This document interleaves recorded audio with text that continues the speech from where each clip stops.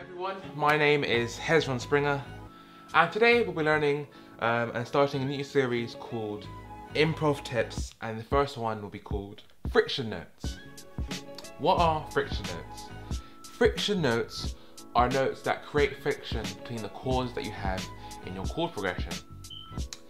These allow us to easily make meaningful melodies and phrases. A question a lot of people ask me is, how do I create a good improvisation? You know, I'm using the scales, I'm swinging, I'm playing with rhythm, but it still doesn't sound meaningful, it still doesn't sound good. And I found that was a problem for me until I learned about these things called friction notes. And friction notes is not really a musical term, it's a term that I'm using. And friction notes allow you to have, you know, a planted place to start off. And from there, you can really make some nice sounds.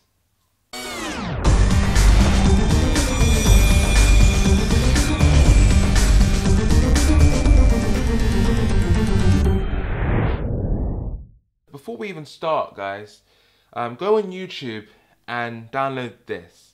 All you have to do is type in what BPM you want and then the drum beat. So I've written in 110 BPM drum beat, and I've got this video by Jim Dooley. And he does some really good backing tracks you can use to practice. This is a funk one, and you can use it all the way long.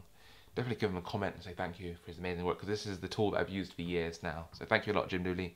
We're going to use you. This is a song that I wrote called Out of Sync for my project Trio.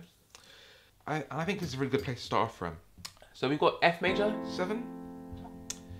Then we've got a rootless G major 9.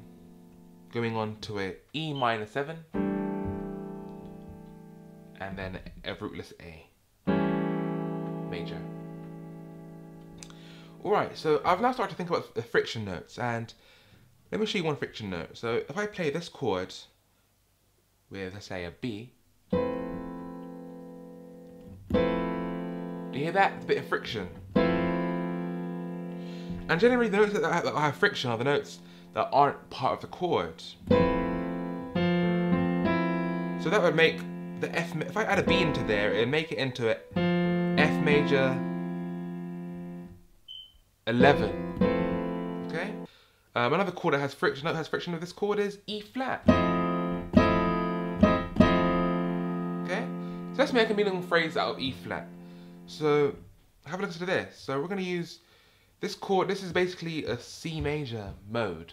So we're going to use that E flat and then play all the white notes as well. And let's see what we can make out of it, just by going down the scale.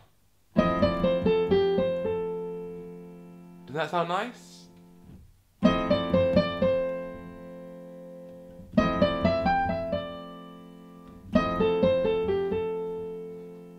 Why does it sound nice? Because that friction note gave us the basis to make a really interesting melody. And after you do that basis, anything afterwards pretty much sounds good. So, is there anything random? Before I said a B with a good friction note.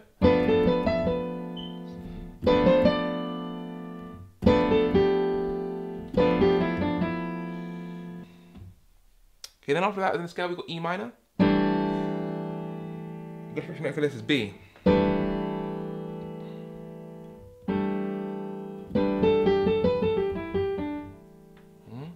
Another good friction note is E. It clashes with the last note.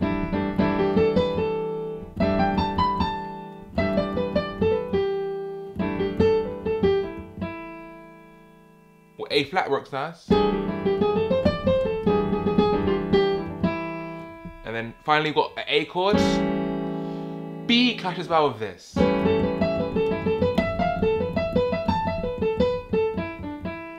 So let's go through the whole chord progression and let's see how that sounds when we purposely start those chords with one of those friction notes. Let's see what happens.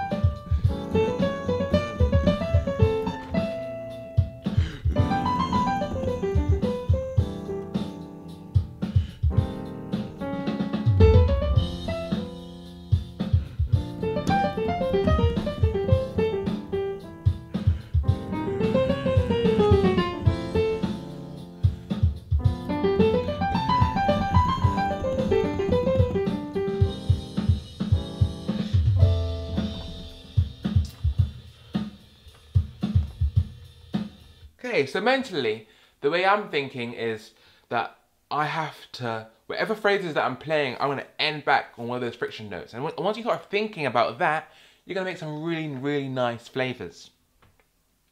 So we can take this step a bit further. We can make some scales of these friction notes.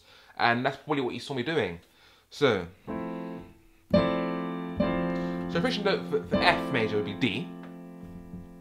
I'm going to do a little scale for it. I'm going to do a little arpeggio run. So out of all these friction notes, so D, G, B, and C. So why don't we make a little run out of it? So, okay, so watch. Yeah, like. So that E, the friction note for this, for E minor, so.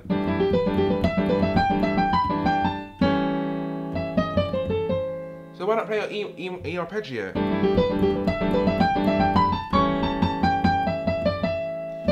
So if we were just to think randomly of any arpeggio, might come up with a really bad sound. So look, have a look at this. I'm gonna choose F,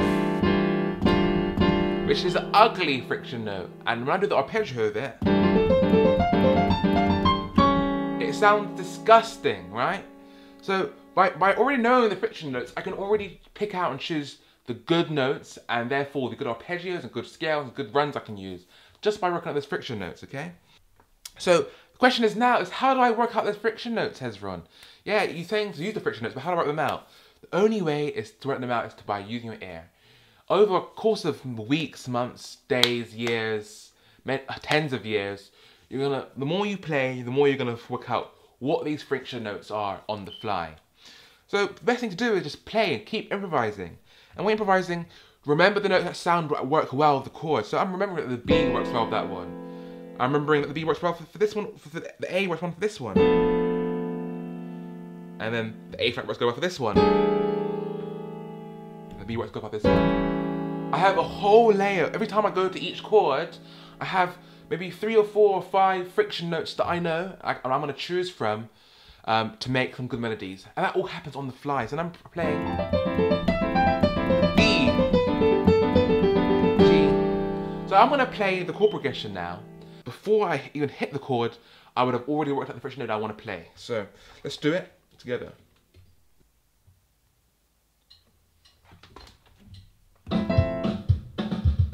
E, D, A flat, E, B, G, C sharp, E, B,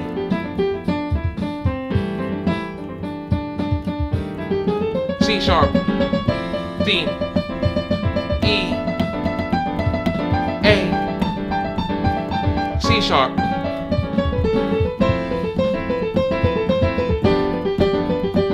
G major, B, E, E,